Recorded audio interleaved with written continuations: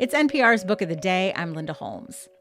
It's fun to talk about children's books when you're an adult, especially if you don't have kids and you don't spend a lot of your time reminding yourself how great they can be.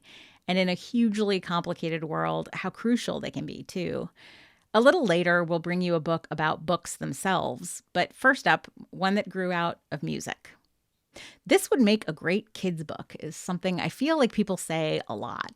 They say it when they see something beautiful, something meaningful, maybe something simple. But the musician Rhiannon Giddens based her new book, Build a House, on a song she wrote that's not simple at all. The song is about Black Americans who, as she puts it, were brought here to build the country, but haven't been allowed equality since then. She tells NPR's Ailsa Chang about the complicated process of telling an often disturbing historical truth through words and images in a way that kids can hear and understand. Back in the summer of 2020, when racial justice protests were unfurling all across the country,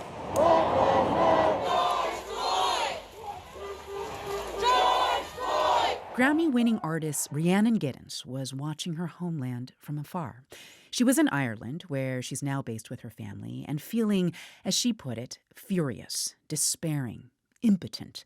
She wondered, would the U.S. ever truly change? And so she wrote down some words and set those lines to music, and then she collaborated with cellist Yo-Yo Ma. The song was called Build a House.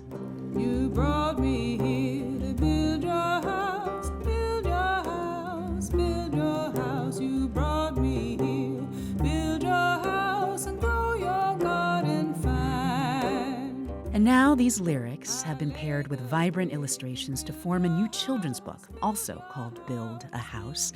It tells the story of a family's resilience in the face of oppression and hatred as they try to build their own house. Rhiannon Giddens joins us now. Welcome. Hi, thanks for having me. Well, thank you for being with us. So I want to start with the first lyric in this song, which are the first words on the first page of this book. You brought me here to build your house. Can I just ask why you started there, this idea of home, like how so many enslaved people built the homes of so many white Americans? Why start there? Well, that's kind of where my feelings were. The anger kind of came from like, look, you brought us here to build this country, and now you're saying we can't have a fair life within it. And so that kind of, you brought us here to sort of turned right into, you brought me here to build your house. Yeah. When I write sort of these kinds of songs that are just sort of, I feel, come through me, they are very much in a traditional kind of ballad, repetitive kind of form, which, as it turns out, is perfectly suited to figure out how to turn into a kid's book. Yeah. I wanted to ask you about that because I imagine you had a pretty broad audience in mind when you wrote and performed Build a House as a song. So what made you want to turn it into a book for kids specifically? Well, it was kind of amazing because we posted the song, and somebody in the Twitter comments said, this would be a great kid's book. And I was like, oh, that's a really interesting idea. And the thing is it's not that I've been thinking about kids' books for a very long time, and it kind of just got put way back on the back burner until this comment sort of rewoke that desire. And I was kind of locked down in Ireland, and I was like, well, what better time to sort of explore this than now? Right. I was struck by how these illustrations, they don't hold back in many ways. No. Like this family, they're searching for a place to call home. And there's one illustration that's pretty unflinching. It's a white man on a horse who is setting fire to this family's house. Can you tell me why you and Monica Mikai, the illustrator, why you both felt it was important to have a moment like that so vividly portrayed in a book for children? The song doesn't pull any punches at that point, or the words, you said I couldn't build a house and so you burnt it down.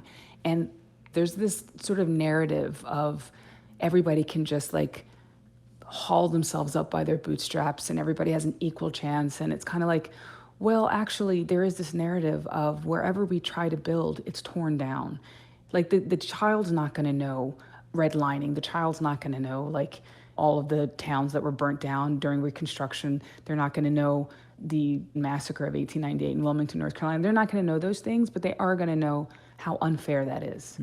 They're going to get that immediately. And it's that simple. And it's important for them to be able to see that in a way that's not, that is a very strong image, but it's not unbearably violent. It's extremely stark. And I think it's important to not Sugarcoat. to not pull punches, and to not sugarcoat in those moments, as long as you have the framework around it. How much did you feel when you were growing up that what you learned about slavery and Reconstruction while in school, how much did you feel that was incomplete? Oh my gosh. Like, the older I get, the more I realize, like, so much of what I was taught around slavery was just, there wasn't much to begin with. And what I remember was like, oh, well, plantation-based slavery wasn't very efficient, and it was dying out anyway during the Civil War. And then, and then Black people aren't heard of again until the Civil Rights Movement in the 60s. It's like, it's really incredible how much we're not told, because really when you tell a more complete story, you're less surprised by the things that are happening today and that have been happening in this country. Like, it's just, I don't know. I think it's just really important to start that early, those ideas of the complexity of it all. This book, it reminds us how many things were taken away from Black people in this country. Freedom, property, and you further point out music was also stolen. I want to quote here. You write, "But then you came and took my song and claimed it for your own." Can you talk to me more about that piece of this story? Yeah, I mean, it is complicated. Like, I have to always say that there's been cross-cultural collaborative, creation of American music for many, many, many years. But what this is talking about specifically is, particularly the banjo. It first was created by African Americans in the Caribbean, or people of the African diaspora. And it's like that in and of itself is such a huge emblem for, the idea of so much Black innovated music that then the profit has been outside of the community. And it's something that I've been dealing with ever since I picked up the banjo. Well, you write in the afterword to this book, "We keep finding ways to make our family and our home, no matter where we are." What does home mean to you ultimately? Home to me, I mean, I'm a nomad, I'm back and forth here and there. Like, so when I'm in Ireland with my kids, that's my home. When I'm in North Carolina with my parents and my sister, and that's my home. When I'm on the road with my partner, Francesco, that's my home, For me, it's really about family and about personal connections. But, for a lot of people, the land is like super important and has been for a very long time. And, for African Americans, owning land was such a big deal because, when we came here, we had nothing. And the ability to continue to rebuild after being torn down so many times.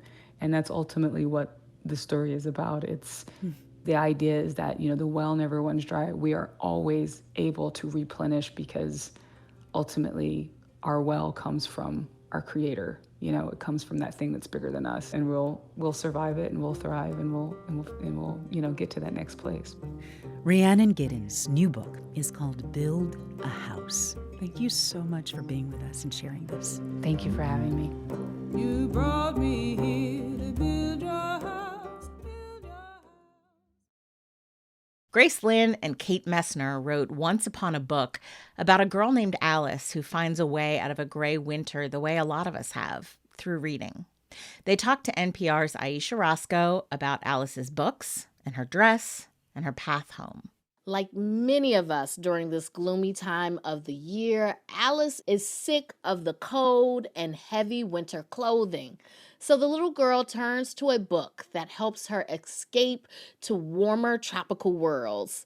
That's the premise of Grace Lynn and Kate Messner's new children's book, Once Upon a Book. It's a look into the imagination of a little girl who discovers the joy of reading and the meaning of home. Co-authors Grace Lynn and Kate Messner join me now. Welcome to the show. Thanks for having us. Thank you. So first, Kate, I understand that there is an interesting story behind your collaboration with Grace. There was a poster that she created and that brought you guys together?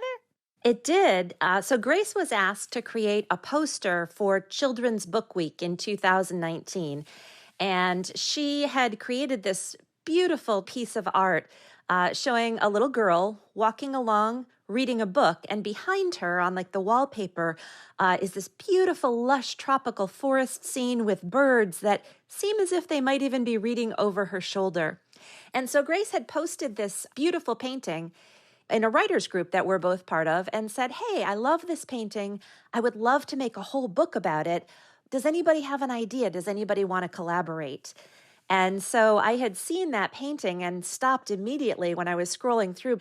And I thought, oh, that sounds like fun. So I set aside the book that I was working on at the time and took about 10 minutes in my writer's notebook to come up with the very beginning of a story that I posted. And Grace came back and said, "And then keep going." And so this week it came out, and we're so excited that it's a book now. Well, it's a beautiful book. I got my 3 kids and I read it to them. One thing that really grabbed them was Alice's dress. It changes colors and patterns based on whatever environment she's in. So like when she's in the desert, her dress looks like sand. So every page, my kids would be like, "Oh, look at her dress." So what story, Grace, were you trying to tell with the dress? That was completely done on purpose. So if you notice, before Alice goes into the book, she actually changes from her sweater into this summery dress. And this summery dress is made up of words. But then when she finally goes into the book, the words disappear. And that's because she has actually become part of the book. It's kind of a visual metaphor of getting lost in a book or becoming a part of a book when you read it. So Mm. that's why when she's actually inside the book, her dress becomes a part of the environment around her. Even as Alice travels to all these different places, she ends up going back to her home, the place that she was trying to escape, because every time she went somewhere, there was something wrong. There was something that wasn't quite what she wanted. I mean, what was the thing that she realizes about home in this book? You know, it's interesting. Grace and I have been talking a lot while we were on book tour this week about the driving forces behind our writing. And for me, that driving force has always been curiosity. I write a lot of books about nature and history, and I do a lot of nonfiction. And for Grace, she mentioned that writing, her goal is to help kids find a sense of security and home. And we realized that almost unintentionally, we had created a book that captures both of those mission statements, if you will, because stories do take us away, they transport us. I love how this story captures that sense of exploration and also comes right around to appreciating home. And Grace, was it important to you to have the lead character of this story be of Asian descent? Yes, Alice is actually very much based on my own daughter, but you can see from all of my work, I almost always feature Asian or Asian American characters. And that's really because that's what I really wished when I was younger to see. And so all the books I create are kind of a wish fulfillment. And this is a very literal wish fulfillment. I wish to see myself or somebody that looked like me in a book, and here a child that looks like me actually goes into a book and sees herself. What I really love about this book is that this is ultimately a book about loving to read books. Is that what you both want readers, young and old, to take away from your story?